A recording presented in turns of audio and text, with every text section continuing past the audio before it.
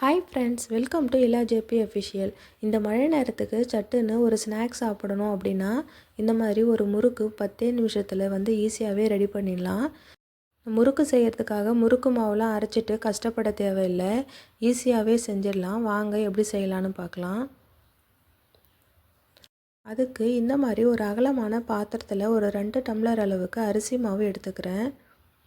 எந்த அரிசி மாவுனாலும் ஓகே, வீட்டில் அரைச்ச அரிசி மாவு தான் நான் எடுத்துக்கிறேன். 2 டம்ளர் அளவுக்கு 1 டம்ளர் அளவுக்கு கடலை மாவு சேர்த்துக்கலாம். நீங்கள் எந்த கப்பில் அளக்குறீங்களோ அதே கப்பில் இந்த மெஷர்மெண்ட்டில் எடுத்துக்கோங்க. அது கூடவே ஒரு அரை ஸ்பூன் அளவுக்கு கருப்பு எள்ளு சேர்த்துக்கலாம். உங்களுக்கு சீரகம் டேஸ்ட்டு பிடிக்கும் அப்படின்னா ஒரு 1/4 ஸ்பூன் சீரகமும் சேர்த்துக்கலாம்.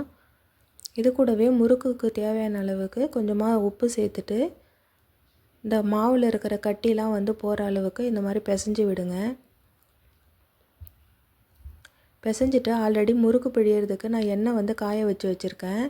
அந்த எண்ணெயிலேருந்து ஒரு 1/4 குழிக்கரண்டி அளவுக்கு இந்த மாவில் சேர்த்துட்டு அதை ஒரு ஸ்பூன் வச்சு கிளறிக்கலாம். ஏன்னா எண்ணெய் ரொம்ப சூடாக இருக்கும், கையால் கிளற முடியாது. இந்த மாதிரி ஸ்பூன் வச்சு கிளறிட்டு அதுக்கப்புறம் எண்ணெய் சூடு ஆறுனதும் கையாலே நல்லா பிசைஞ்சிக்கோங்க.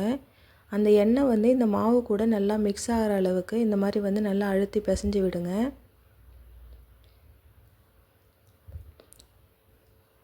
பிசைஞ்சிட்டு இதில் கொஞ்சம் கொஞ்சமாக தண்ணி சேர்த்து நல்லா முறுக்கு மாவுக்கு பதத்துக்கு பிசைஞ்சு எடுத்துக்கலாம். இந்த சமயத்தில் உங்களுக்கு பட்டர் இல்லை நெய் எதுனாலும் சேர்த்துக்கலாம். நான் அதெல்லாம் எதுவும் இது சேர்க்காம தான் செய்கிறேன். இந்த மாதிரி கொஞ்சம் கொஞ்சமாக தண்ணி சேர்த்து இந்த மாதிரி லூஸாக பிசைஞ்சு வச்சுக்கோங்க. மாவு ரொம்ப டைட்டாக இருந்தால் முறுக்கு பிழியறதுக்கு கஷ்டமாக இருக்கும். அதனால் தண்ணி கொஞ்சம் தாராளமாகவே ஊற்றி இந்த மாதிரி லூஸாக மாவு பிசைஞ்சு வச்சுக்கலாம். பாருங்கள் எந்த அளவுக்கு லூஸாக இருக்குது பாருங்கள். இது அப்படியே இருக்கட்டும். நான் முறுக்கு பிழியறதுக்கு இந்த முறுக்கு குழாய் தான் எடுத்திருக்கேன். அது ஸ்டார் அச்சு இருக்கும் இல்லைங்களா, அந்த அச்சு வச்சு தான் இப்போ முறுக்கு சுட போகிறேன்.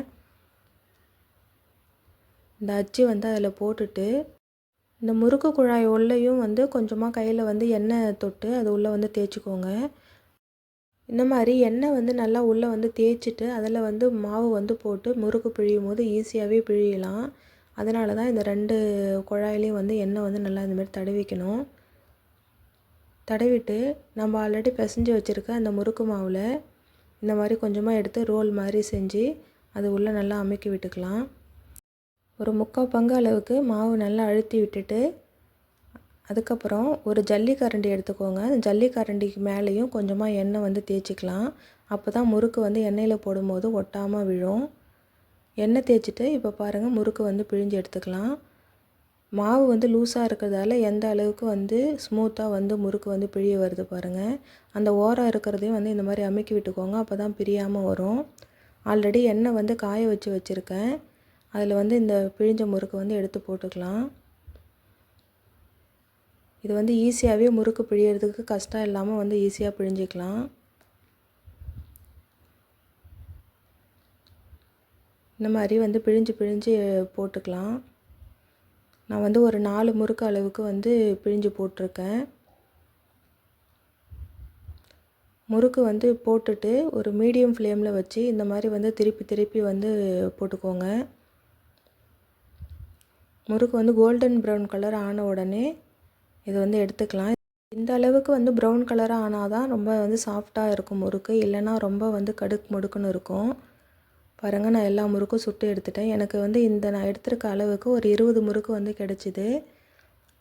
இந்த முறுக்கு ரொம்பவே நல்லா பொறுன்னு சாஃப்டாக தான் இருக்கும், ரொம்ப கடுக்கு முடுக்குலாம் இருக்காது. நான் கை வச்சு அழுத்தி காட்டுறேன் பாருங்கள்.